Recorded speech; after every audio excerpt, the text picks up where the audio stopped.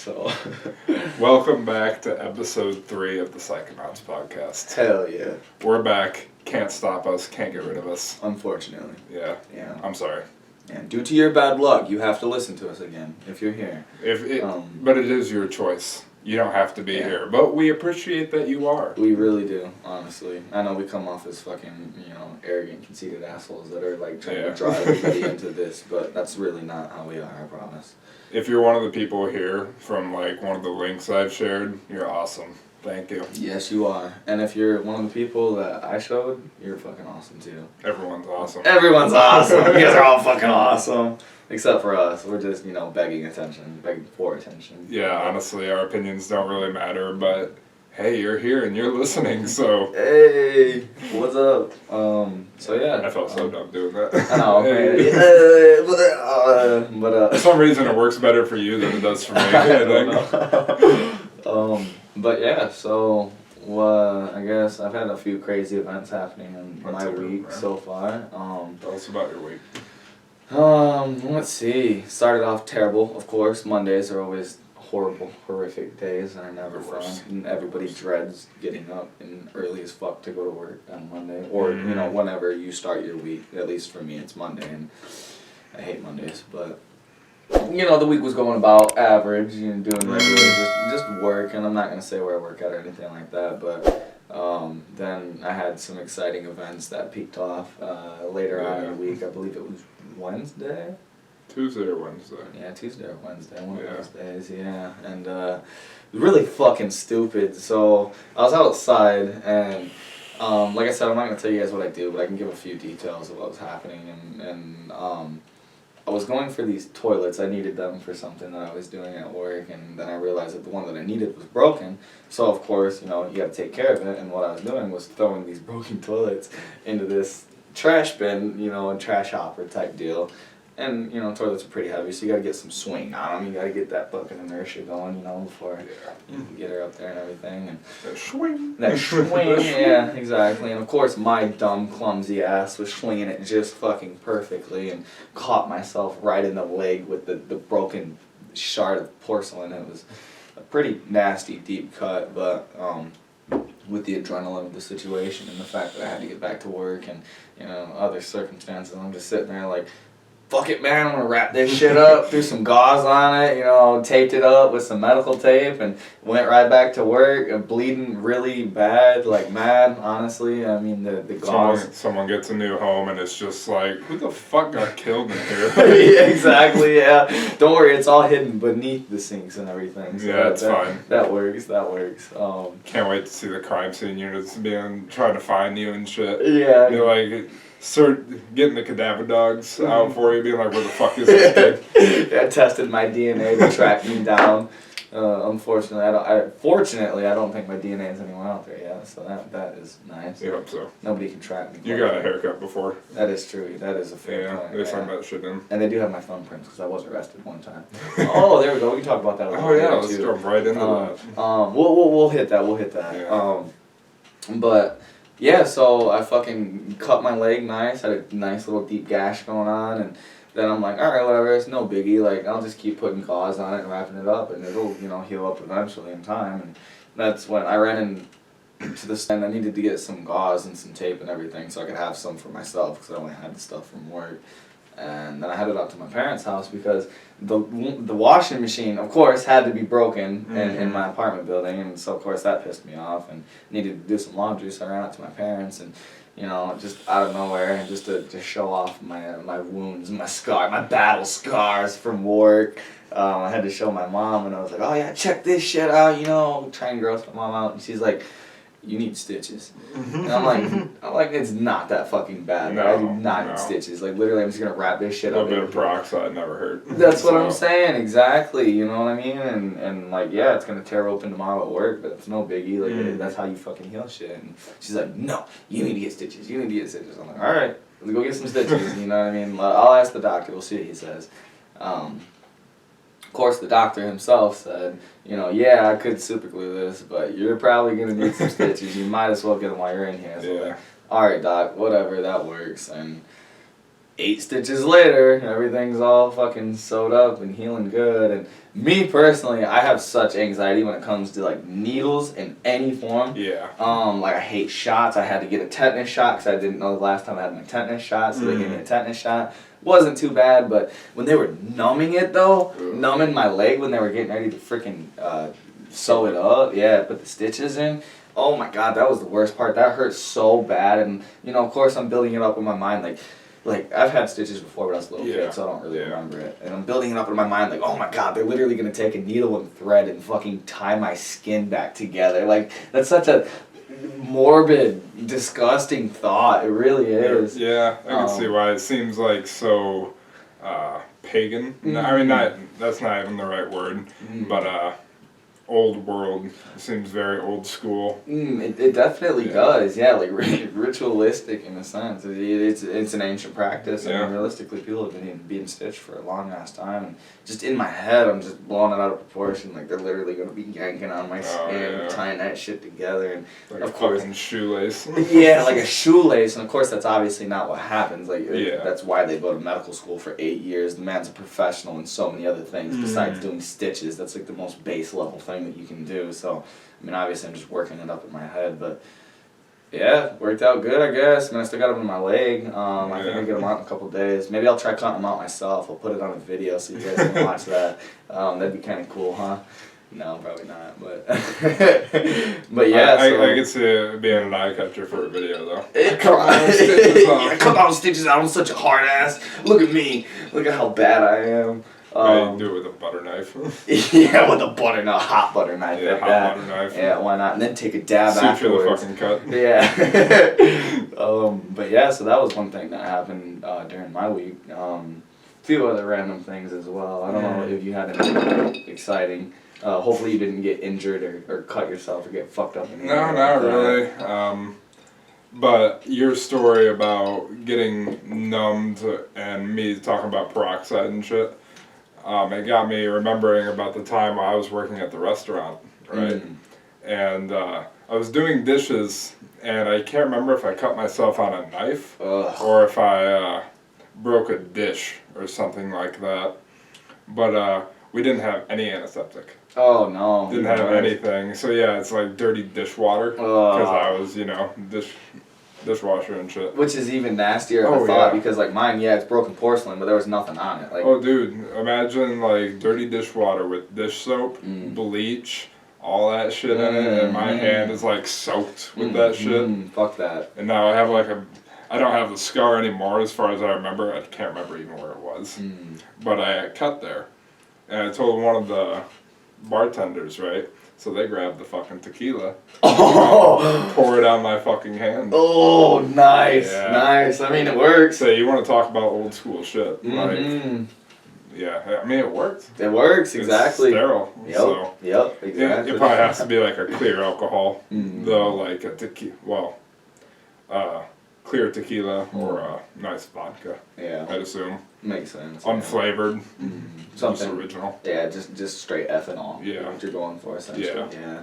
Any alcohol you can find, basically, like I said, just straight vodka will work. Yeah, exactly. Which that is a crazy story, honestly, and I like it because it just emphasizes like, you know, people would think that's a bad idea, and obviously, you know, some doctors would be like, oh, blah, blah, blah, blah, this and that, this and that. And, you know, they know, clearly, I'm not a fucking doctor. Don't take any of my fucking advice. But, like, that's the type of shit that people have to do in the fucking real world, in the working trades, you know what I mean? I've done plumbing work in certain places, and, you know, sometimes you get like a nice gash or a nick or a ding on your finger or your hands or something, you know what I mean? And in plumbing, you have plumbing primer and then you have glue. Yeah. And then, dude, I'll take some of that fucking primer and just wipe that shit right on there and hit it with the glue. That way it'll like sterilize it, and then it'll fucking just glue it up at the same time. It's so disgusting, and it stings so bad. Sounds horrible. Oh, it's nasty, dude. That primer hurts so bad, but it works. I mean, so you know you can just get like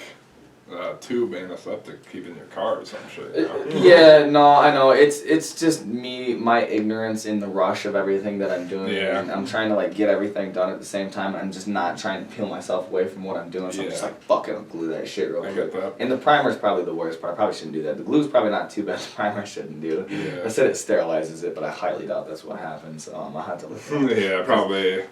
Just burns a little bit for a different reason. It burns, yeah, because I'm pretty sure what the primer actually does is it melts the PVC to the other PVC. Ugh. So it's probably melting my skin, but yeah, it doesn't hurt that bad. You gotta do what you gotta do. You gotta do what you gotta do, man. Right. Yeah, yeah, working people, man. Yeah, we need to make that money. Exactly. Yeah. But yeah, so those are some interesting tales of us hurting ourselves and So that was a extreme. while ago for me though. Yours is so recent. I didn't have to get stitches for it at all. But Understand. Well, I'm gonna show it honestly to the camera. Not even for the people, but so when I'm watching this myself, I can remember this. In time. I really want to see this so bad. Check that shit out. I don't even know if it's in the way of the camera or not, but yeah, badass. Sorry, people. Sorry. yeah, you had Alex, to see if that doesn't work, send us a text and Vlad take a picture tonight, and then that way, if Alex wants to, just throw it up there. That's probably a better idea, even. Yeah, if we could do that, and then we'd literally just cut that stupid scene out. Or if it works, I don't know, whatever you think, Alex. You're the smarter person. Yeah, yeah. But yeah, so that's pretty interesting story. And the only other real events I've had in my week outside of working and random things that have happened, watched the damn stupid Oprah interview. I can't believe I'm at such shallow depths in my life that I'm going to the point of watching an Oprah interview. I can't stand Oprah. I guess I should say I liked Oprah in a few of the things that she's done, but yeah. she's kind of annoying as an interviewer, I think, personally. And then especially the people that she's interviewing in the first place. You know, getting up there in front of the camera to talk about how oppressed they are and how tough their lives are, that they gotta get in front of the cameras and take pictures all the time. So stressful. Must be bad. I know. I wish I could, get in front of a camera and make as much money as they do instead of waking up at 4 o'clock in the morning to fucking carry our own toilets. But you guys can help that. Yeah, maybe. Yeah, hopefully. But I just find it hilarious how they're trying to seek sympathy and pity from people that actually have tough lives. They don't have anything near resemblance of a tough life. No. Especially Prince Harry, who's literally had everything handed to him his whole entire life. It literally has the world by the balls, anything that you could imagine and more. And he still wants to act like he's some kind of oppressed victim in this whole thing. You guys are just pathetic. It's shameful, really. It is. That's how I see it. And I mean, follow whatever narrative you see. Maybe they're strong, independent people. That is, he's supporting his wife getting out of a toxic environment. Whatever lens that you The want to look at environment it of is. fucking child pedophiles. Yeah, and he maybe that's the only other Allegedly. thing. Allegedly, and that's the only other Allegedly. thing that keeps me from completely writing them off as pathetic, and the thing that keeps me interested, because it is on the surface level, we're seeing this. They're talking about how, we don't want to be on. We just, want to live our lives, and I completely understand that. Maybe they're trying to get their baby away from the fucking family. Exactly. Maybe they're trying to. Maybe they're just trying to completely pull out of something that is, on the flip side that we're not seeing is just completely, just dark and malevolent. We have no idea what's actually happened on that side. We don't have access to the fucking Queen's inner chambers. We have no idea. Maybe they have a legit logical reason to try and escape these people. We don't know.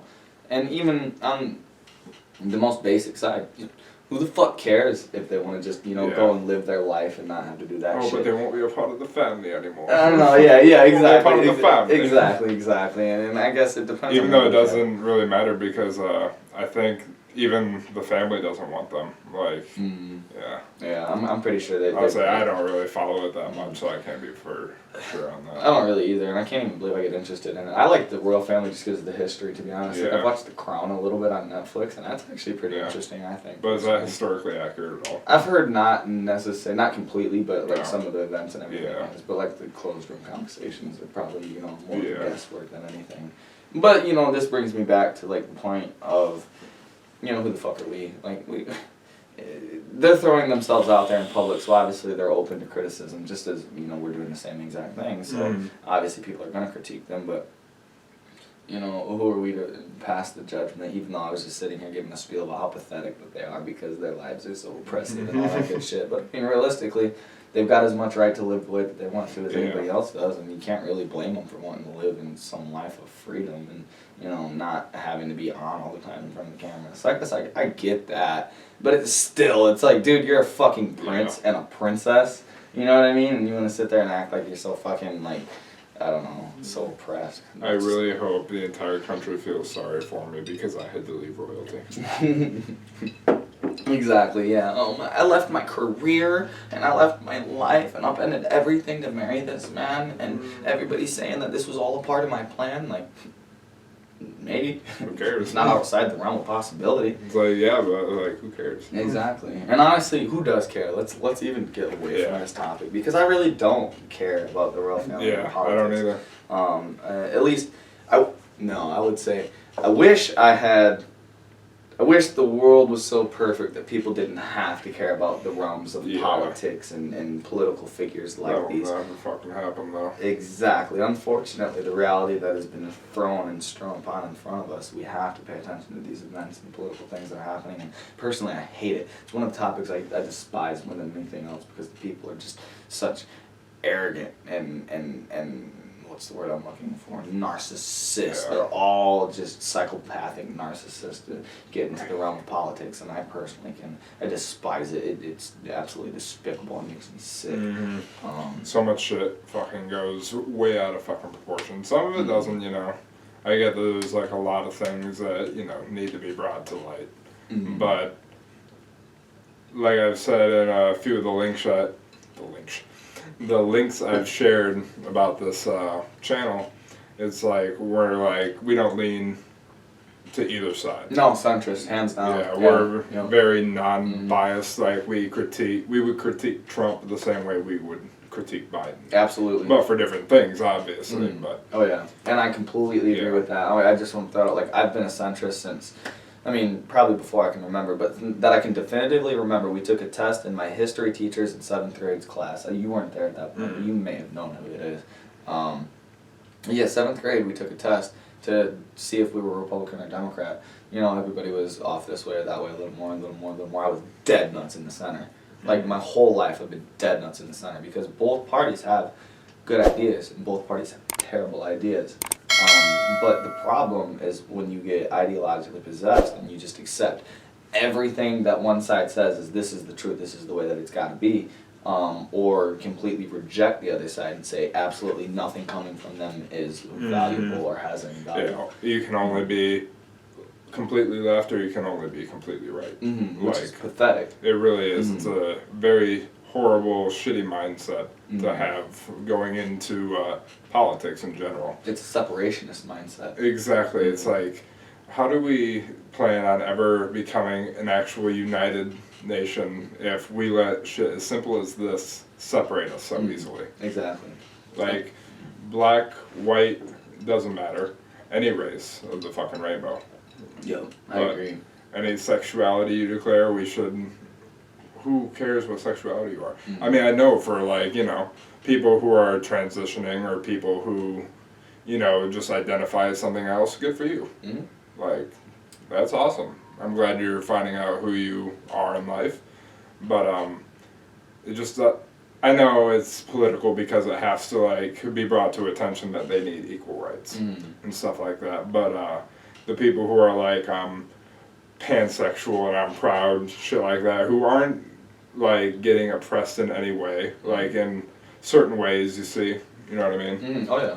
But, it's just kind of irritating to just see, like, I don't wear a sign or a shirt on that says, I'm straight, or shit like that. I'm straight and I'm proud, or I'm white and I'm proud. Oh, I guess we're not talking about race. I probably shouldn't go into that. I mean, but it's the same arena. Yeah. I mean, it really is. Yeah. And you've seen, one of the boxers. I want to say it's Manny Pacquiao. Maybe I'm wrong, but somebody's got brown power tattooed on his chest. It's like, you know, where's the double standard? Where do you draw the line? Like, everybody's over here talking about how despicable and terrible white people are, but at the same time, there's also the rise of, I guess you would consider reverse racism or anti-white, you know, rhetoric that's coming out. And, and I agree with you completely with what you're talking about with like trans people and the LGBT community. I completely support all of that. You know, who the fuck am I, or who the fuck is anybody else to tell you what you can and can't do behind closed doors? It's your life, and you can live it however the fuck you want to. Exactly. It makes no sense to me. My problem when it comes to the trans community is trying to force legislation to hinder freedom of speech. So now this is like where Jordan Peterson actually got famous and blew up on the internet, because he went, he'd been putting out content on YouTube and do certain things, and he had some followers and everything, but when he really blew up is because he was confronting what they called Bill C-16 in Canada, where they were trying to force legislation, something with the he, her pronouns, something with the pronouns, to force people to like have to not use pronouns or some shit like that. And then he went in front of their version of Congress or whatever it is, and then he gave his speech on why he thought that was bullshit and everything. So he stood up to what he seen was a bad idea or something that would have serious consequences down the line and impacting freedom of speech and things along those lines. So when you start diving into those territories, it's hard for me to agree on that type of stuff, but that's where the complexities of the issues come in. You know what I mean? 'Cause people are going to hear that and immediately go, nope, these people are transphobes, don't listen to them, cancel them. And it's like, no, that's not even close to what we're saying. We completely support all of these people, but you have to use your mind. You have to think in a logical way. You can't just immediately assume, oh my God, they're saying something I don't agree with. They're completely wrong. Let's just push it out of existence. It's like, that's so ignorant. That's the most ignorant thing that you can possibly do, and it completely it makes me sick. And what's amazing is you never see, like, you probably do. I hate saying that because, you know, the moment you say that, the moment you see it everywhere. You know what I mean? You never see. But, trying to think. We're good. But, one thing that you never see, like, you know, like I said, I don't like saying that. But, one thing you don't see a lot of, at least in the media, is people who are like us, but of those different identifiers, or as different pronouns or different races.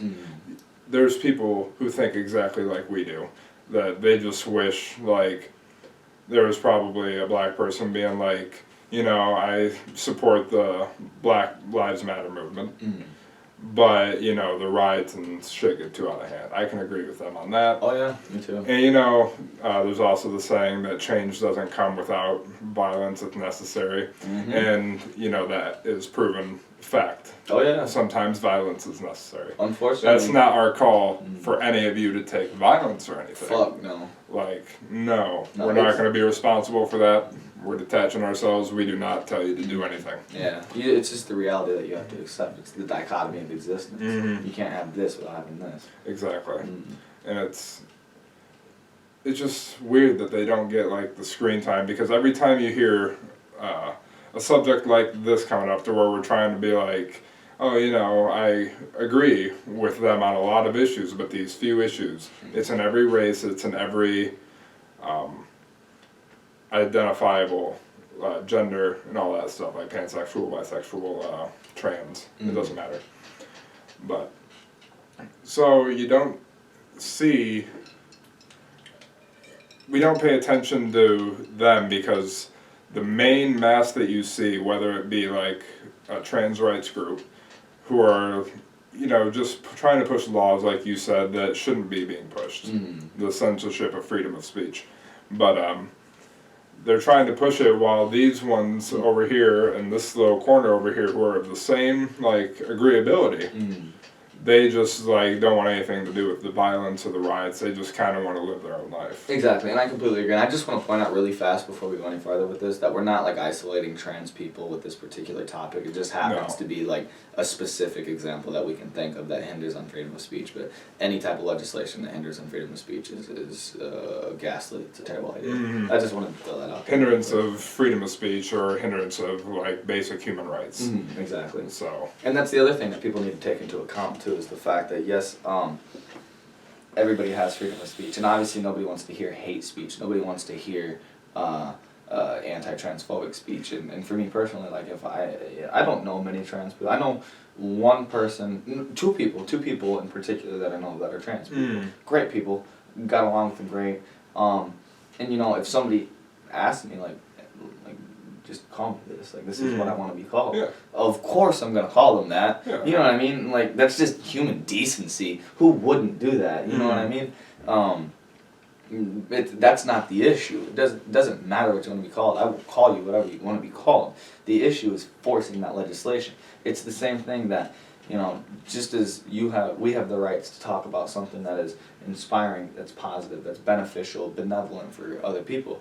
You know, the same as for somebody that wants to speak hate or wants to speak something that's malevolent and evil.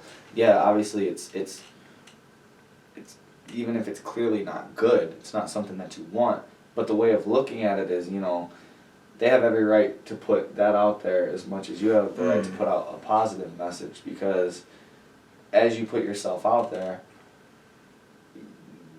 you're asking for people, you're inviting people in to critique what you're talking about. And if you're spreading straight hate, straight transphobic messages, or straight racist, you know, hateful messages like that, it's not going to go unchecked.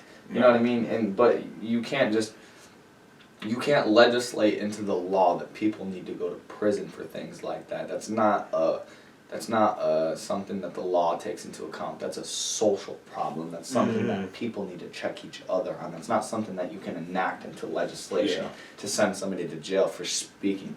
That completely goes against our constitutional rights. And that's something that, as an American, I completely believe in is the Constitution. I don't give a fuck about the government. You know, the government enacts the Constitution. And as soon as they start straying away from that and they want to start trying to run it the way that they want to run it, that is against the Constitution. That is tyrannical. That's dictatorial. And it's not the way that we want to run our country. And that's the problem, is that, like you were saying, which I really agree with, is that it's almost like there's a forced narrative coming from both sides. You're only hearing what people want to say. You're not hearing true open ideas. You don't hear people that are like, okay, yeah, you know, I agree with the Democrats on this, but the Republicans also have a point on this. You don't hear that often. You know, you get people like Andrew Yang, which I really admire quite a lot, because he's the one that says, we're not looking left, we're not looking right, we're trying to go forward, which is like such a beautiful saying. I really agree with that. And that's the thing, is like there are people out there that are taking into account both sides, playing devil's advocate, and really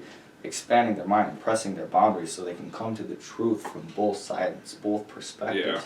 And for me personally, one of the ways I like to look is obviously literature, because almost any topic or anything that you can think of is covered at some point in time by somebody in literature.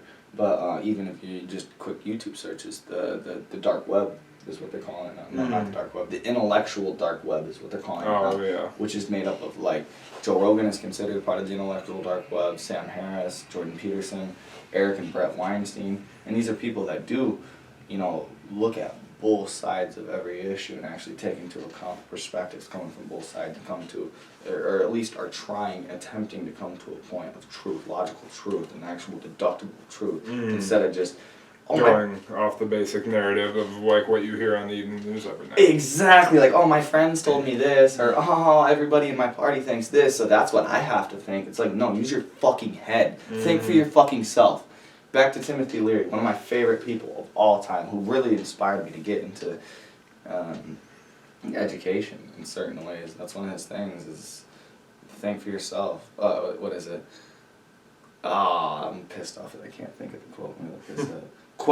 Think for yourself and question authority. That's what the quote is, and I absolutely love that. It's a great quote. It's so wise, it really is, because everybody should be thinking for themselves. That is the whole point of the way that our governmental system is. That's actually the point of Christianity as a whole, is to recognize your individualism and to think for yourself.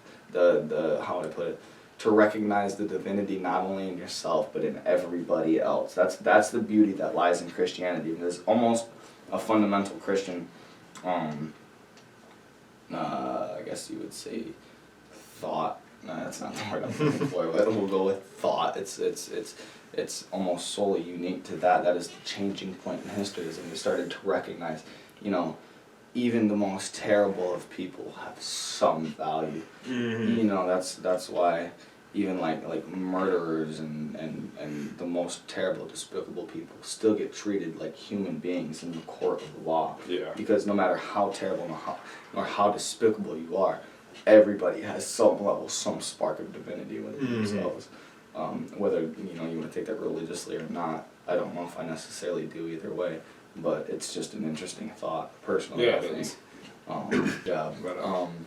But yeah, so that essentially comes back to the point of thinking for yourself. That's like a huge principle. There we go. That would have been a better word than thought. Yeah. Principle. Thought. Yeah, principle. But that's one of my fundamental beliefs is that everybody should think for themselves. You should never just take somebody's opinion or take somebody's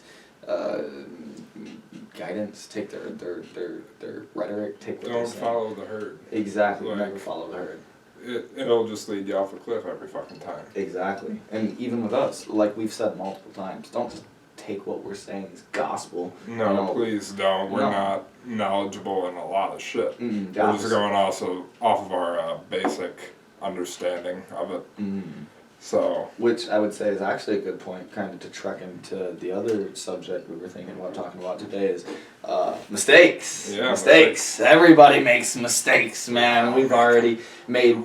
Yeah, we don't make them. Not us. We're perfect. Yeah, we're fine. We're perfect, except for everything. But one of the mistakes that we've made so far is 2 episodes in, we've already made a couple mistakes. Exactly, and I guess it'd be better to go from the more vague perspective instead of pinpointing right into it. Obviously, as we said, everybody makes mistakes, and that's the thing that's going to be a recurring theme, or it's going to happen a lot throughout the making of the podcast. We're still educating ourselves, and you're going to make mistakes. You're going to put out falsehoods and things that aren't necessarily true, even if you don't necessarily mean to, or you don't have the intention to. It's humanity. Everybody does it until you make that mistake, and you have that little collapse, that little ego death, and then you have that phoenix moment where you rise up from the ashes renewed and better than you were in the first place.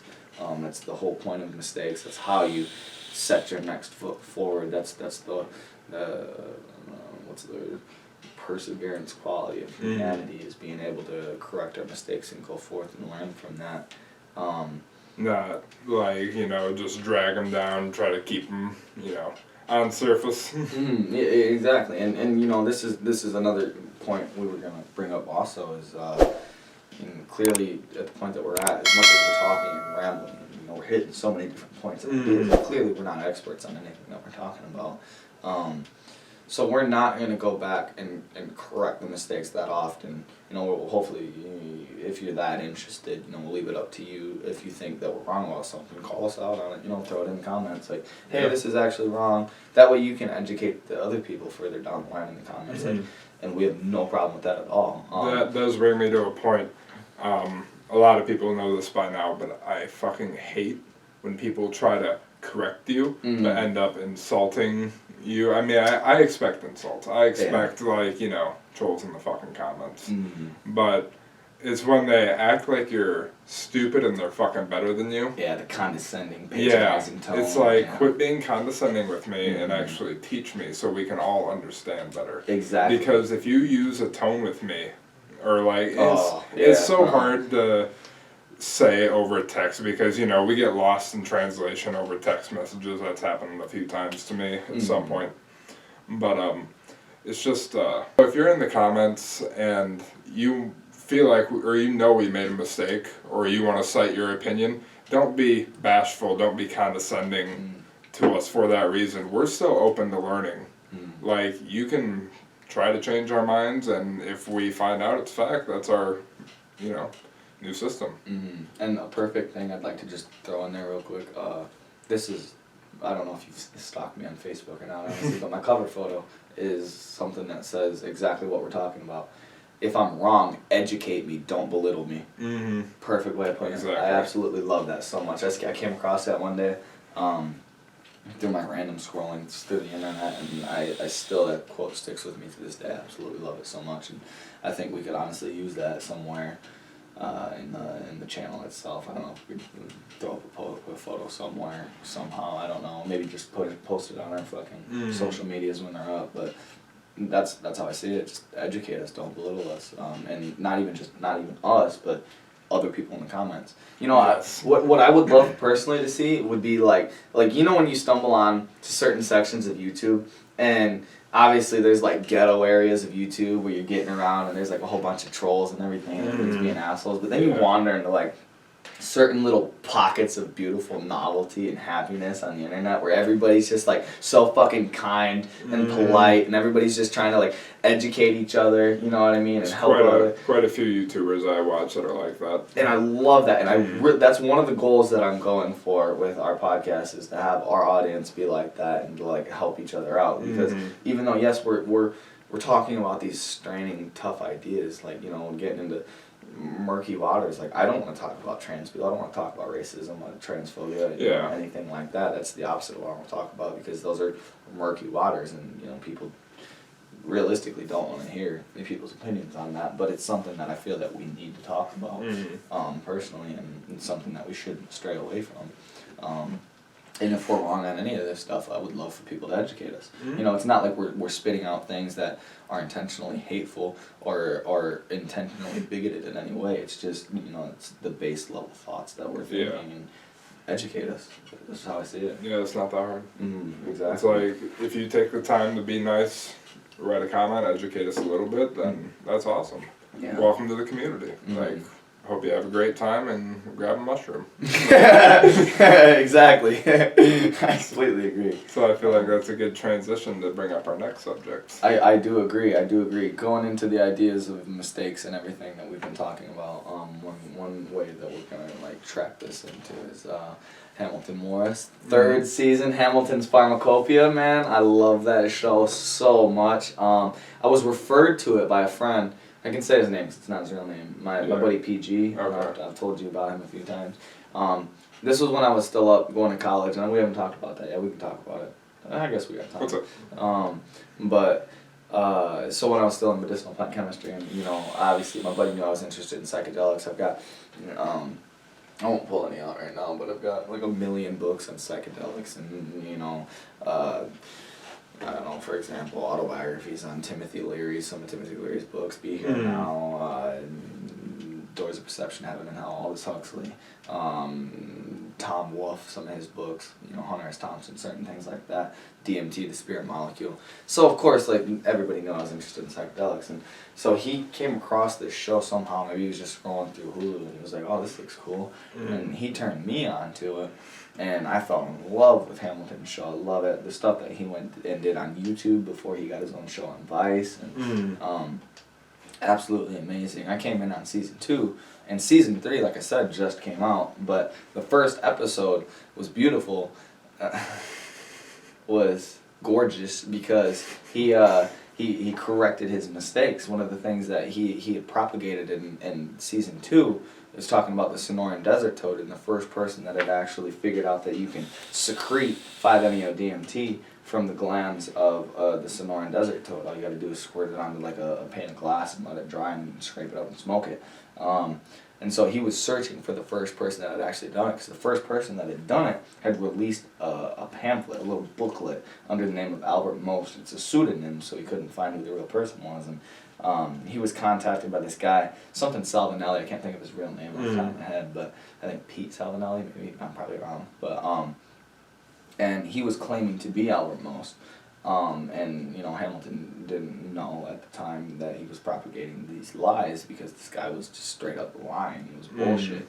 But then he went back in the first episode of this season to completely correct that mistake.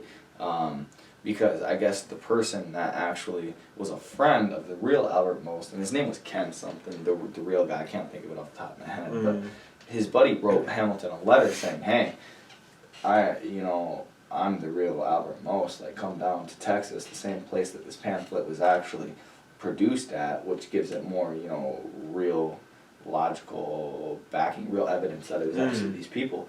And so he tracked him down. He came to the guy, the buddy of his, and then the buddy introduced him to the real guy, and then they tracked down the artist who had done the art for the pamphlet and made the shirts. The Church of the Toad of Light, absolutely amazing. I love that shirt. It's awesome. Oh, dude, me too. I love seeing them so much. So dope. And the other thing that's really cool about it too is that people were, well, what would you say? I don't know exactly how you would say it, at least not off the top of my head. They were, well, I guess it'd be a copyright infringement. People were stealing the copyright of the photo that she had drawn, this design right here, and people were selling these t-shirts. And that's one thing that Hamilton Morris helped them with, was sending out cease and desist notices to all these people that were selling these shirts without their consent. So now, yeah, which is really cool, because cool. now they're reprinting all of these shirts, and all of the profits are going, I think half of it's going towards research for something, and then the other half is going to the original artist, the woman that drew all of this stuff, which is so cool. And along with that, they're also releasing the pamphlet as well. There's been a few different releases of it. I figured we'd just open it up right here and just show everybody real quick. We won't talk about it too much, but as you can see, you got the toads on the front.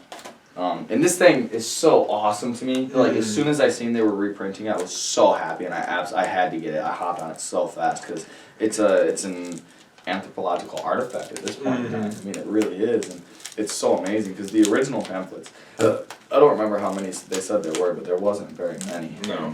It's so awesome to me that they're, you know, releasing this document so the mass public can actually get to it. Seems like that's getting easier to open. It is, yeah, finally. I've opened her a few times now. He treats it like a mint condition comic book. Fuck yes, man. It is a rarefied artifact for me.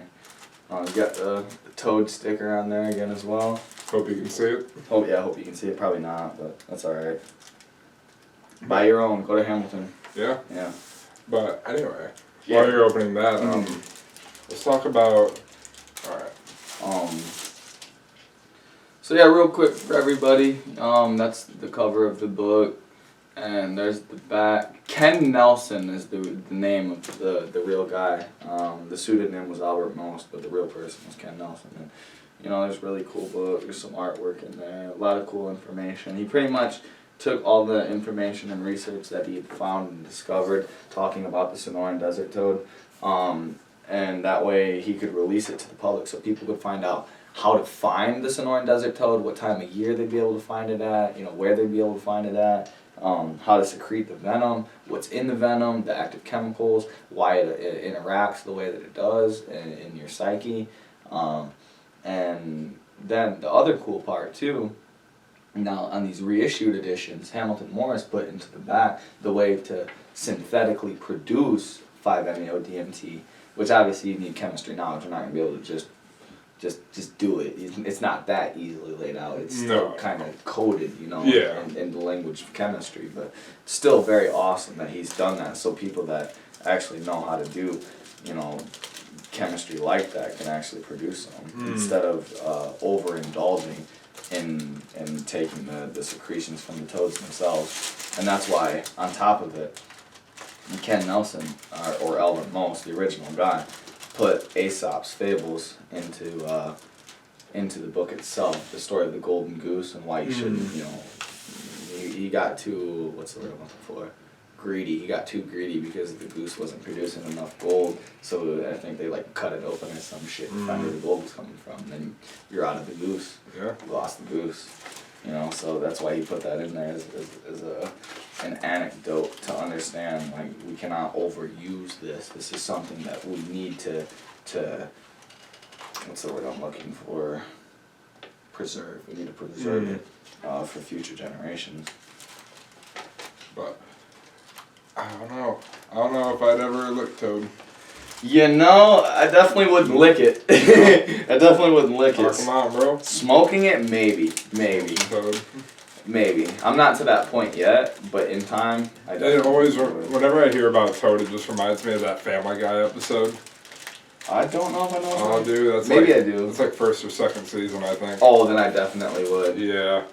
But, yeah, a plane falls out of the sky that was carrying Peruvian, I think, toads. Okay. Or something like that.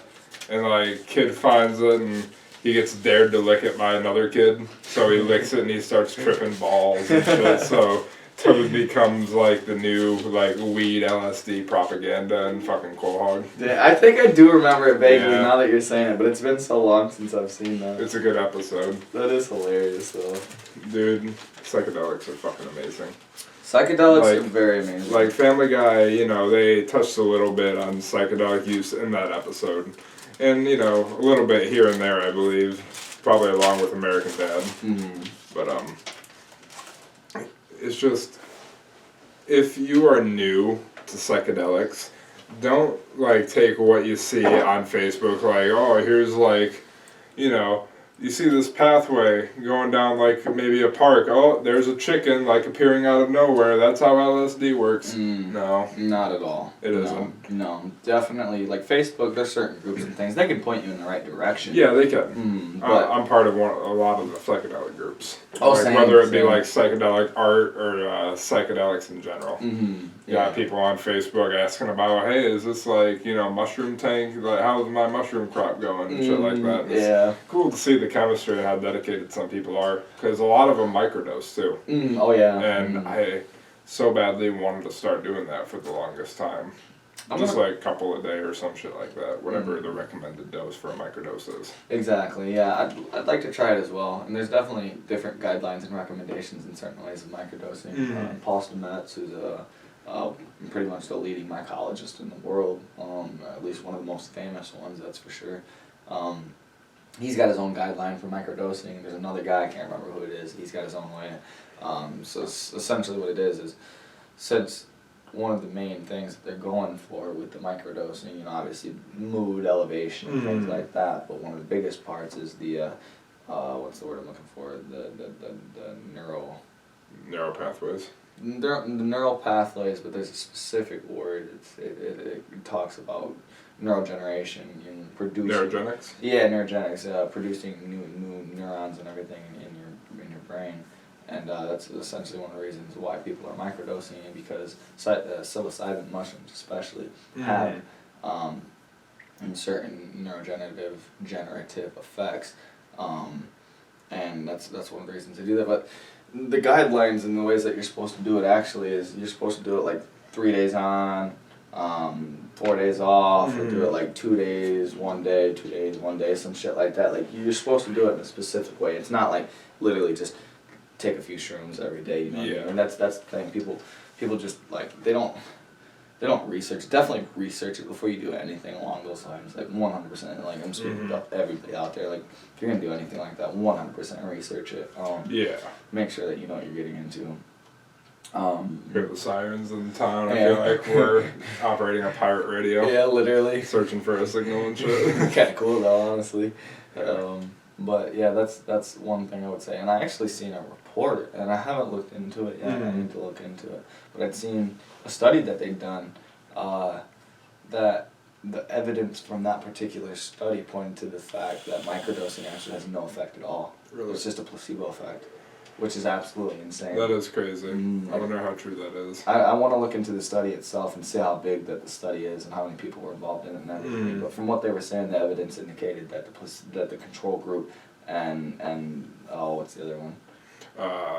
Fuck, you put me on the spot there quickly with that one. I don't know. Control group and the other group. Yeah. The ones that are being tested. They. That's gonna irritate the fuck out I of me know, now. me too, especially because I love the scientific model. The Yeah, method. goddamn. It's gonna drive me crazy, but. The experimental group, the two of them, there was no evidence that indicated that there was any difference at all, which is insane. But like I said, I still have to read the study. I haven't gotten into it yet. Are they variables? Is it variables? Maybe. I really don't remember, to be honest. Yeah, we'll look it up afterwards. Doesn't matter that much. Like we said, we're not fucking scientists. We're not experts on anything except bullshitting. And even then, we're not that good. I'd say the first. In the description of the podcast on Spotify, I put like dipping our toes into the world of broadcasting are like two friends bullshitting and shit like that. Literally, man. So, literally, that's exactly what it is, too. That's all it is, really. We're just here to have a good time and hope our family grows. Yeah, exactly. Hey, everybody. With all my dumbass shit, everybody's gonna get tired of fucking seeing me. Oh, dude, people are gonna be memeing the fuck out of you. I hope so. Me too, at some point, probably. I actually hope so. That'd be funny as fuck. I say they see you on the streets, they're just like, hey, what up? Hey, everybody! But yeah, so essentially, like, the main reason we brought up mistakes in the first place is because we made some mistakes. And then the last one, the most particular one I can think of. Like I said, we're not going to correct everything that we say, but this is just one that I knew for a fact I was wrong about, so I wanted to correct it. We were talking about the Necronomicon. We got into books. The one particular book I was talking about is not an H.P. Lovecraft book like I thought. It's called the Simon Necronomicon, and I believe it's actually... there's no author to it. It's just an as far as book. you know. As far as you know. Exactly. Clarify. Yeah. As far as I know, I'm pretty sure there's no author. I think it's just anonymous. But there's hints to H.P. like Lovecraftian different things that different guys. Lore. Yeah. Probably. Exactly. Different lore, different references and things. It's kind of Lovecraftian. But what I was talking about when I was talking about Cthulhu and Lovecraft is Lovecraft wrote the book The Call of Cthulhu, so that's what that is, which I believe it's also the same name of the Metallica song, isn't it? Yeah. I thought so. Called Cthulhu. Yeah. I just wanted to throw that out there. I just wanted to correct my And another mistake we made in the first episode, we were trying to think of the other creator for Rick and Morty. Oh, Dan Harmon! Yeah, I know, dude. I was so pissed. So I'm sorry, I didn't mean to fucking steal your thunder, but that made me so mad that I couldn't think about it. It made me fucking irritated. So after I put the first episode on Spotify, guy at my work listened to it, you know, because he's awesome and he's a subscriber. Oh yeah, bro. So, I'm, you know, doing my thing and he's out on the floor. I'm not gonna specify what I do, but he rushes in while I'm busy doing something and he just yells, "Dan Harmon!" That's hilarious. And he caught me so off guard. I look at him, I'm like, "What the fuck are you talking about?" And he's like, "In the last podcast, you couldn't think of the other creator of Rick and Morty's name. It's Dan fucking Harmon." Oh, that's so funny. You'll have to tell me who it was. I will. That's hilarious. It's so good. I love you, whoever you are, though. That's fucking funny, man. I'll say you've met him. I figured. Yeah. I think I know who it is, but I don't know. But either way, that's so funny. Because it was hilarious. That pissed me off too. I was so fucking mad because I was literally just listening to a podcast from him. I don't know. He's an excellent podcaster. Like he's so creative with Rick and Morty and everything. So but it must be nice to be a good podcaster. Yeah, no shit. Yeah, envious. Sorry, guys. Yeah, not us, but you know. But yeah, no, that's hilarious. Honestly, that cracks me up so much. And I think a lot of the problem is like, especially with the first episode, is we were so nervous. Yeah. That was a big thing. And like, you know, there's still nerves involved now, but I really like getting into the whole flow and everything on this one in particular. I don't feel as nervous. Like, no, I don't feel nervous at all anymore. No. So I mean, there's still like the level of being on the spot, and when you're pausing and you can't think of something, then you get kind of not anxious, not nervous, but it gives you that mental block where when you're trying so hard to think of something, you're not going to be able to fucking think of it. Especially, like, you know, in the heat of the moment, it's like, oh, what's the name of this? And, you know, aside with us being nervous as fuck, first podcast, we're just, like, sitting here, Yeah, what the fuck? Yeah, exactly. Yeah, and that just grows the strain and puts more weight on trying to think of it, and then you're just not going to come up with it. But yeah.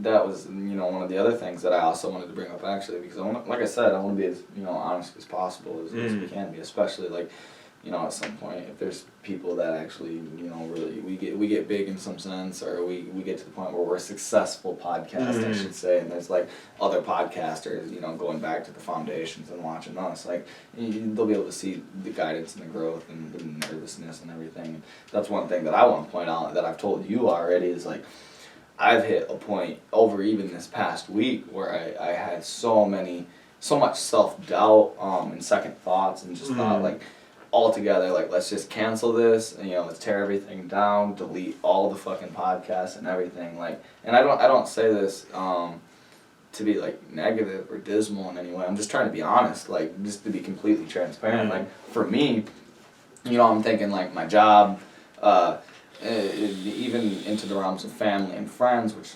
shouldn't matter. You shouldn't care. You should be able to speak about what you want to speak about and be as open as possible, which is part of the reason why I'm pushing back my thoughts, my second doubts, because I really love and enjoy doing this. Like, this is a lot of fun. Even though we're only on our third podcast, like, it's a lot of fun. Like, I really enjoy it. So I've got these, like, two conflicting sides of my brain telling me, just fucking delete all this shit. And then it's like, nah, man, you're gonna be fucking great. And it's like, you know, trying to balance out the two. I get that. And it literally, and you would be the one especially to understand. And like I told you, I think the greatest way of putting it is, like, I keep bouncing back and forth between fucking pockets of anxiety and inspiration. It's like there's moments where I'm completely full tilt, like, this is perfectly working out the way it needs to be.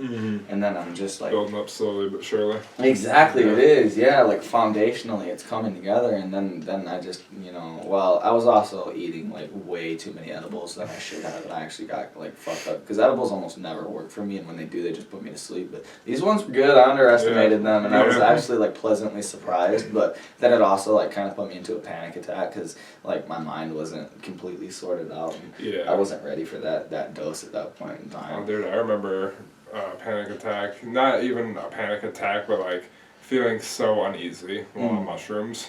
Oh yeah, you're definitely on that verge during it. For me, it hits near the end. Like, one thing that I always find myself is worrying more about how you are. Because last time we did them, we were out by, like, the fire and shit like that, just outside chilling. And, you know, we're just chilling, a couple hours in, and I'm just like, is he annoyed right now? Oh, I know what you're saying. Yeah, okay, yeah. I get that. I was, like, picking a lot of the music, I was suggesting shit, and I was just like, is he annoyed at this music right now? Like, that was just constantly in my mind. Like, I never got to the point of, like, having a bad trip or freaking out, but it does make you nervous after a while of doing it. And that is honestly the reason, like, and I mean, I guess just to how do I say it, confront that, like, not in any way was I annoyed at all. Good. You know what I mean? Like entirely, no. But that is the reason why, me personally, I don't like to trip with people. You know, and if it's like your first time ever tripping or anything like that, you want a trip sitter. You know what I mean? Take the advice of the people that know what they're talking about and the advice of people off the internet. Like, you want a trip sitter. You want somebody sober to be sitting there with you. Somebody on stone level of reality, like, down to earth, you know, not up in the sky like you are. You don't want somebody to be completely as gone as you are, so when you turn to them advice and they're like, man, I don't know, bro. Or, you know, the worst kind of people? The ones that fuck with you. Oh, I agree. That's fucked up too. Yeah, absolutely. Yeah, that's psychopathic. I was watching this episode of Cops. I think I've told you about this, to where they go into this dude's apartment, right? And dude's tripping on mushrooms hard, and like that's what the people inside the apartment were saying, that he took some mushrooms or acid, whichever. And the cops were like, you know, flooding his apartment. The worst thing anyone who, you know, is doing edibles or any psychedelics wants to happen. Like, you know, you're just enjoying your trip, maybe you're a couple hours in, then you start to go down, you need to, like, wait out the bad part of the trip and kind of suffer with it for a minute, depending on, you know, trips vary. You're not always going to have a bad trip, you're not always going to have a good trip. Very true. But the worst thing possible that could happen to you while you're probably, like, 3 to 5 grams in on some mushrooms for a newbie would be fucking police kicking your door down to save your life. Oh yeah, even an experienced user, that's the worst thing that can happen to you. Yeah, that's instantly sending you into a bad trip. Oh yeah. So what the cops were doing, and, you know, this isn't me saying cops are bad, but they do need to be trained better in this realm also. But they were, like, holding him down and, like, trying to, like, restrain him and shit, and it's like, no, dude, I know how it feels like to be on mushrooms with just people looking at me. Yeah, like, that's a good point. Like, yeah. I can't imagine, like, 5, like, men in blue fucking coming in, putting me to the ground and, like, trying to hold me down while I'm, like, being sent. Yeah, no way, no. Yeah, they need to be trained better on how to deal with that. I think, my opinion, not sure how plausible it will be, is all cops should have, I don't know if they do or not, correct me if I'm wrong, all cops should have that, like, what is that medicine called where you can inject and it automatically, like, kills the effect of it? That's Narcan for heroin.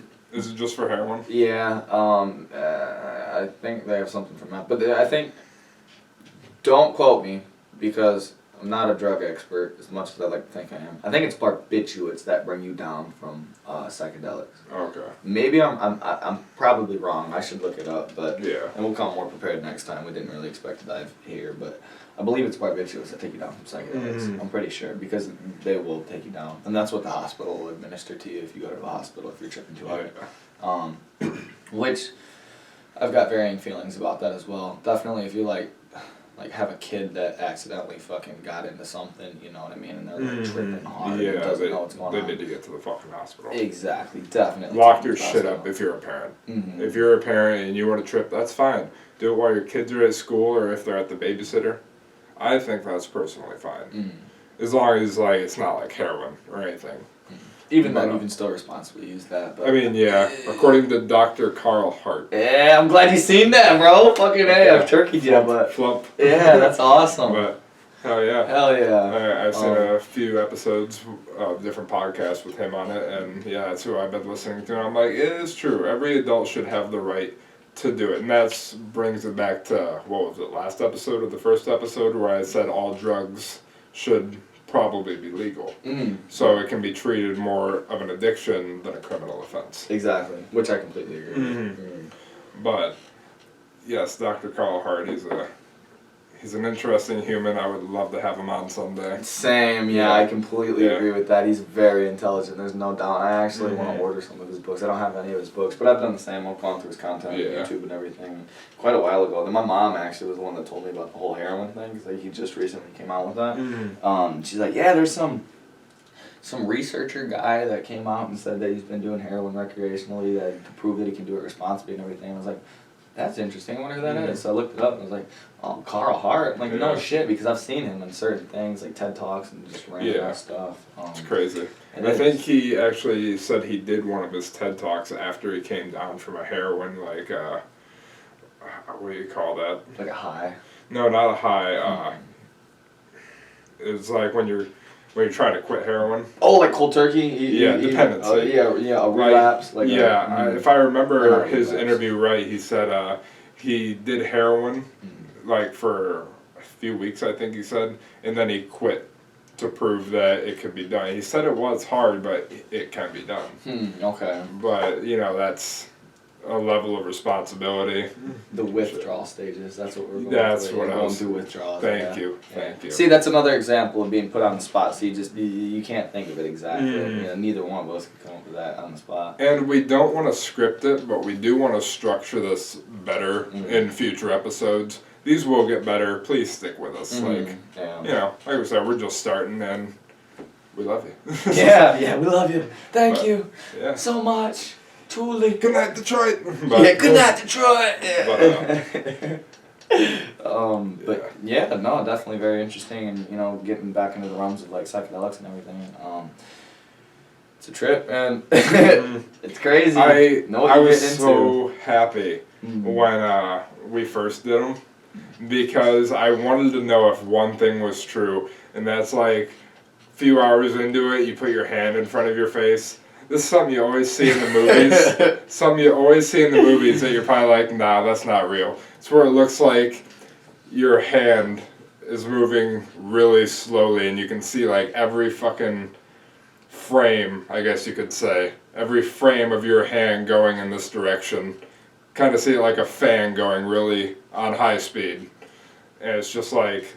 It's like the tracing effect, it's really exemplified in like car lights when you're driving by. When they're driving by you, you got those traces. It's so cool. Yeah. One thing that I wanted to bring up, since we're diving into the topic of psychedelics. What was I got it. Alright. So yeah, one of the other things that I was gonna bring up about psychedelics, we were talking about, you know, like being worried about other people when you're tripping, and that's personally why I like to trip alone. Like I was saying, you know, don't trip alone if it's your first time. Get a trip sitter and all that. I'm stuff, still scared to do it alone. Like I just don't know like what to expect with my own thoughts. It's daunting. It really is. And one of the things that I can recommend to anybody is prepare yourself with meditation. Truthfully, meditation is huge, and people, you know, not necessarily look down on meditation, but they don't take it seriously. No, they do not. And even me personally, I don't take it seriously as I should. I should meditate a lot more than what I do. I don't meditate nearly as much. Put your mind at ease, like every day at some point.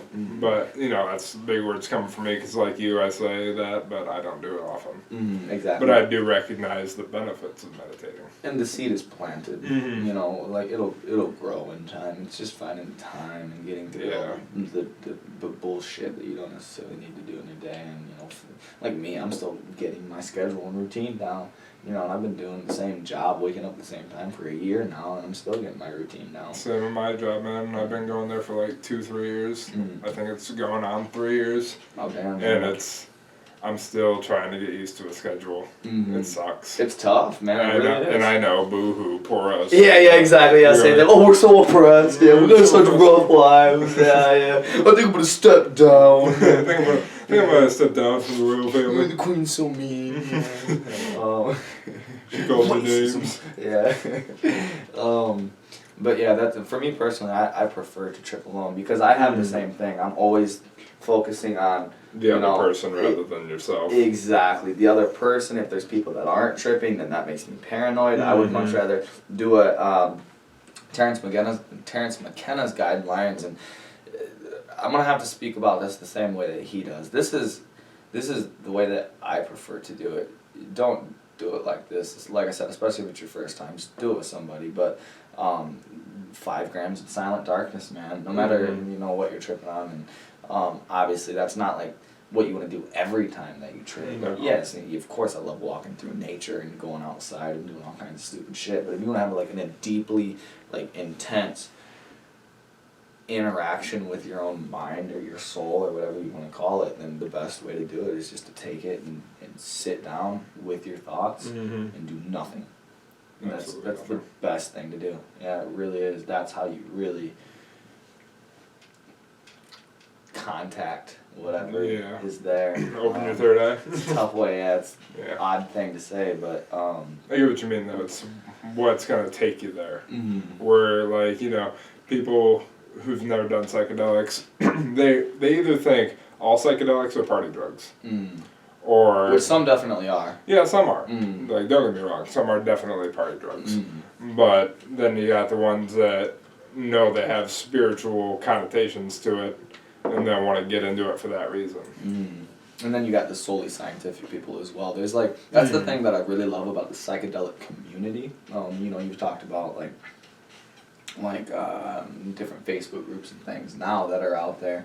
Before that, it would have been just going to the parking lot of a Grateful Dead concert, you know, back in the day. But now it's like everywhere because we have the internet. And, you know, depending on how you look at it, good or bad, there's little pockets of interactions between people and of all different sorts of mindsets and temperaments and certain things. And one of the communities that I really like and enjoy is the psychedelic community. And you have the conflicting perspectives of the spiritual psychedelicists, the scientific psychedelicists, and then just the people that have no idea what they're talking about. And it's such a beautiful, kind, inviting, and warming community. But then obviously you have dicks, like you do with everywhere else. And you've got people that don't have any idea what the fuck they're talking about, like anywhere else. But I would say that's one of the best communities I've come across that engages and educates instead of belittles, which is really nice because it is all about the safety. Like if you're gonna get into something like this, it's about the safety. Buy from a trusted source or test it. Yeah, I guess I shouldn't say buy because that kind of puts me in probably a legal standing. True. Yeah, I'll probably cut that out. Yeah. But if you were to, of your own free will, go and want to try them, get them from, you know, a place that you trust. Don't, like, get a contact from, like, the fucking burger flipper in the back of Applebee's. Like... That's the best guy to go to. I'm kidding. I mean, I guess in some cases, depending on what you're going for, I guess. But... But yeah, going off what you're saying, absolutely never take anybody's word for it. Test everything. Can't really test psilocybin. Know what you're buying. Yeah. Know how to identify psilocybin. They have testers for acid. You buy like 2. Like, if you plan on doing 1, buy 2. Put 1 in the tester. Yep. And then, just go about it like that. Yeah, it's a simple reagents test kit. All you got to do is literally take a dropper out, drop it onto the acid. If it's what am I thinking of? I don't know. If it's this particular type of chemical, then it'll show up as being purple, or whatever that particular test has, the color that shows up. Absolutely. Read the instructions. Yeah, read the instructions, please. But yeah, definitely always test everything, because you never want to take anybody's word for it, because there's something out there, they call it NBOM, NBOMI, and I think it's NBOMI. Maybe there's an E in there, something, I don't know. NBOM is what they consider it. But that's what people pass off as acid a lot of the time, because it's one of these experimental drugs. There's so many experimental drugs that you can legally get access to, so people can get fucked up in certain ways, but you don't know what the long-term consequences or short-term consequences of it are. And NBOM, one of the things that is scary about that, because LSD you cannot overdose on. It is impossible to overdose on LSD. You're gonna think, especially at certain doses, that you're dying, or that something's gonna happen and you're gonna die, or you're gonna get fucked up, or you're gonna lose touch with reality forever. But you won't.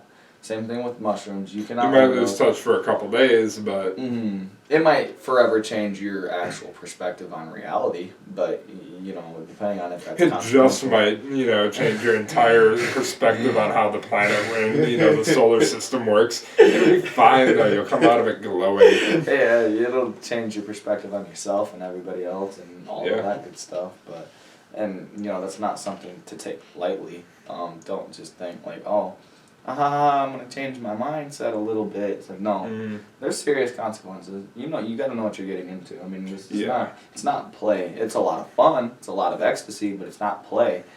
There's serious consequences that come with it. And there's some people that can use that shit as a party drug, and for me, I just don't get how. Like, I don't see like getting on mushrooms and then going to a party of like 150 people. You know what I mean? No, definitely not mushrooms. And my cousin likes to do that. He'll take like mushrooms and go to the bar and drink on it and get all fucked up and trip there. It's like, no way. I've heard you can like just put away. Like you don't even.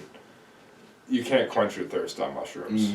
Like from what someone told me, like they could drink beer like by the case almost on acid. I could see that, yeah. I said mushrooms the last line. It's acid. Acid. Yeah, because you definitely, I could see why, and it's actually kind of funny you bring that up. I do have a story about that. Not me personally, but a buddy of mine, Joe.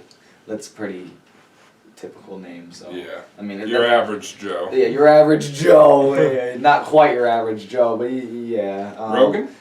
Maybe. Joe is his real name, but like I said, it's average enough. Nobody's gonna. It is. Anyways, this was my sweet mate in college. Fucking great buddy of mine, Joe. I hope you see this. I fucking love you, bro. Subscribe, dude. But yeah, great friend of mine. One of my best friends of all time, and he decided to trip with us this one day. I think it was like me, PG, Joe. I think that was it, if I remember correctly. And we're all like chilling down in this little like recreational basement area in the dorms and everything. We're down there, we're having fun, and what the fuck were we even doing? Who knows? I was like playing my guitar or some shit and just doing all kinds of. Were you that guy? I was that guy. Of course I was that guy. Are you kidding me? So we're sitting down there. I think we ordered pizza and shit, but. We were. Oh, maybe that's what it was. Maybe I wasn't tripping. I wasn't tripping that night, but I was drinking. That's what it was. But he was tripping. I don't know if he was tripping by himself or with a buddy. That's what it was.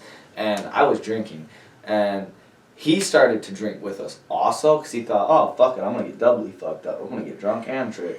And then he started like psyching himself out, because he had the intense paranoia and everything, the intensity rising from the acid, getting into his head and everything. And then at the same time, he started feeling the physical sickness from drinking too much alcohol. So he's sitting there thinking like, it was actually hilarious because he called me up to the room and he's like, bro, I need you. He's like, I need you right now. He's like, I need the trippy man to tell me what's going on. I need the trippy man. It was so dumb, but it was so funny at the same time. That's great. And he's asking me like, am I gonna be good? Like, am I alright, bro? Like, am I fine? I'm like, you're good, dude. No worries. Just take a breath. Like you're working yourself up because of the acid, but you're just feeling the side effects from the alcohol. Like just eat some food. Drink some water and shit. Just sit there and chill out. And he fucking sat there and chilled out, and he was fine the next day. You know what I mean? Everything worked out great. He was like, I knew as soon as you came in, I was gonna be good or some shit like this. It was so funny. That's great. I fucking love you, Joe, but. It was coincidental that you brought up the fact of drinking and tripping at the same time. And I also have one of my craziest trippy stories with Joe also, now that I think about it. Maybe we were tripping together that night. It's hard for me, because... Do it so many times. And memories Few collide. people, Memories collide and fuse together. Your memory's not, the greatest. You can't always pinpoint everything, especially in college. Yeah. So maybe this was one of the nights that I was tripping, but I can't remember if that was or not. But either way, maybe the same night, probably a different night. I'm pretty sure it was a different night, but me and Joe were tripping this night. And, it's really funny too because he started. I think it was the same night. I think I was tripping also on this night, and I'm just gonna go ahead and say that I was during this whole time, and so he just hit this point where he's like, "Dude, I feel too claustrophobic, too constricted being inside. Like, man, I just can't do it. The walls it's too tight." He's like, "I just need to get outside. I need to breathe outside." You know what I mean? And I'm like, yeah, bro, that's cool. Like. It's fine, let's go, let's go for a walk, let's go outside for a second, let's go catch our breath. And so we go and we're walking through the hallways, silent and everything, open the door out and go outside, and we're kind of standing there for a second, and there's this walkway where you could see because we're in Marquette, Michigan, and it's in the middle of winter, so there's a shit ton of snow, so there's pathways where people are walking and everything. The middle of the night, nobody's out there, so we're just like, fuck it, let's lay down. So we're laying down literally 10, 15 feet away from the dorm rooms. It was so stupid, it was so fucking dumb, and we're just laying in these little trench holes from where people were walking through and everything, and we just we lay down for a second, and we're staring up at the stars, and I don't even know how much time went by, 10, 15, 20 minutes, we were just sitting there just tripping balls, at least from what I remember. I was tripping balls, and I know he was too, because he was the one that asked to go outside. We're just sitting there having this insane spiritual connection with the universe, and this crazy ass psychedelic experience that's happening all at the same time, that we're just sitting here breathing in the middle of winter and staring up at the sky and everything's going on, and then I just look up and I'm like, damn bro, time to go inside, huh? He looks at me and he's like, yeah, I think so. And we just walk in like nothing ever happened. It was, to this day, one of the most intense psychedelic things that's ever happened to me. And I'm not even describing it that well, because that's the other bridge that you've got to cross when it comes to psychedelics. Just remembering or trying to figure out how to piece the words together to describe your experience. Exactly. Because I had such a problem with that the first time I did it. And it was just... It was hard. And that's the beauty, as we've talked about, great orators and great people that can speak very well. And I'm rambling. I'm not rambling. I'm stuttering. But one of the people over time that I would say has communicated the message and has funneled it and cycled it in the best way. Timothy Leary for one, but Terrence McKenna. Terrence McKenna has got such an ability, such a gift. You showed me so many of his interviews, and I'm happy you have, because he's such a great fucking dude. I berated you with interviews of Terrence McKenna, but it's because I don't know, there's something that resonates so deeply with me that I feel everybody needs to know, and there's so many people that are unaware of it, and I want people to be aware. Please look up Terrence McKenna, listen to his lectures. He's got such an ability, such a gift, not only to speak and get you into his rhythms and his cadences and to suck you in and transfix you, but to be able to describe so meticulously something that is so indescribable. It's a gift. I mean, it's too bad that he died.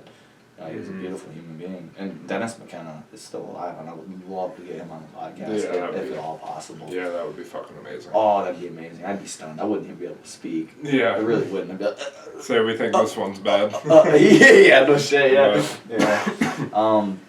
I would say, though, we've covered quite a bit of ground today. Yeah. I've had a lot of fun, again. Yeah, me too. Quite exciting. I hope everybody else did as well. We're glad to have some new people here. Yeah, some beautiful faces. We gained maybe a total of 2 subscribers since last video. Hey, that's 2 fucking beautiful souls that have individual experiences and their own collective universe, and everybody's coming out in the same way. And join the family. You're joining the family, man. You're joining the family. You're bringing your perspective to the table. That way you can influence and change our minds as well as we may influence and change yours. The further we go with this, the more it's starting to sound like Charles Manson. That's what I'm going for. Talking about psychedelics. Join the family. Join the family. Join the family. Join the family. There's plenty of room for all of us. Helter skelter. Kill all pigs. No. I'm just kidding. Yeah. No, don't cut it out, but I am kidding. Yeah, I'd say that's a good place to end, though. Eh? Yeah. Yeah. Alex, we promise we'll be better next week. Yes, sir. With your face. I love you. Everybody. But, yeah. So... what do you think we should talk about next week, though? Ooh, to be honest, I don't know. No? It's a good place to start, but also a bad place, too. We definitely need to get our guidelines down, but... Yeah. I don't know, we'll see. We'll see what kind of crazy fucking events happen in the week leading up to it. Yep. Let's see if I cut myself any worse. Intentionally or unintentionally. Yeah, so maybe we'll each write down like a list of things, and then as the week goes out, just add that to the list, different category, and then we'll like try to prioritize like the night before or the day of, like take like an hour, and then try to just basically go through what we want to talk about. Nope, I love it. Like we're still, like I said earlier, we're still in the structuring process of this, so we really hope you stick around for it and just stay for the blossom. Yeah, y'all are awesome. Thank you for your support and everything, honestly. Keep America satanic. Damn right. Keep America whatever the fuck you want it to be. Hell yes. Just do whatever you want in life. Yes. Just don't ruin our country. Don't be idiots. Use your head. Think. Yeah. Even though coming from a fucking fool himself. Yeah, me too. Yeah, like still, just try and use your head a little bit. Oh. Yeah, I mean, be yourself, like, in a good moral way. I'm not saying, like, go out and shoot people. Like... Be open. Yes, the way that you are. Yeah. Like, we want to build, like I said, a family out of this community. So, share it with your friends. Try to get them to join. And we're just all going to have a nice big chill time. Yep. Wear some Cortezes and drink your orange juice. Hell yes. And I believe with that, we're going to sign off. Yes, peace out. Have a good night. Don't forget to like, subscribe. Peace out. Peace out.